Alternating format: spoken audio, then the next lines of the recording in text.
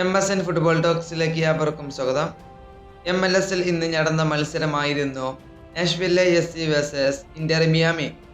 ഇന്ന് Inter Miami Nashville SCയെ 2 ഗോളുകൾക്ക് ആണ് പരാജയപ്പെടുത്തിയിരിക്കുന്നത്. ഇന്ന് മിയാമിക്ക് വേണ്ടി ഗോൾ കണ്ടെത്തിയിട്ടുള്ളത് ലിയണൽ മെസ്സിയാണ്. ഇന്ന് മെസ്സിയുടെ ഫ്രീ കിക്ക് ഗോളിലായിരുന്നു ആദ്യ ഗോൾ വന്നിട്ടുണ്ടായിരുന്നത്. ഒരു മികച്ച തുടക്കം തന്നെയാണ് മെസ്സി ഇപ്പോൾ കാഴ്ചവെക്കുന്നത്.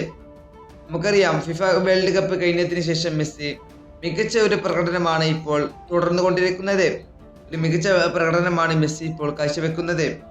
അതുപോലെ തന്നെ ഇന്റർ മിയാമി അവസാനമായി കളിച്ചിരുന്നത് Montreal Columbus, Montreal new England, Nashville FC ആയിരുന്നു.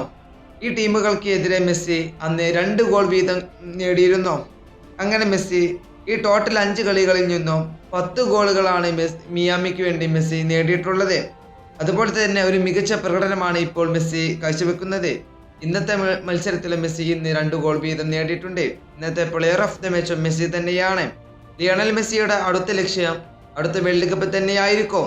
നമുക്കറിയാം, ഇനി അടുത്ത വേൾഡ് കപ്പ് നടക്കുന്നത് അമേരിക്ക, മെക്സിക്കോ എന്നിവിടങ്ങളിൽ വെച്ചിട്ടാണ്.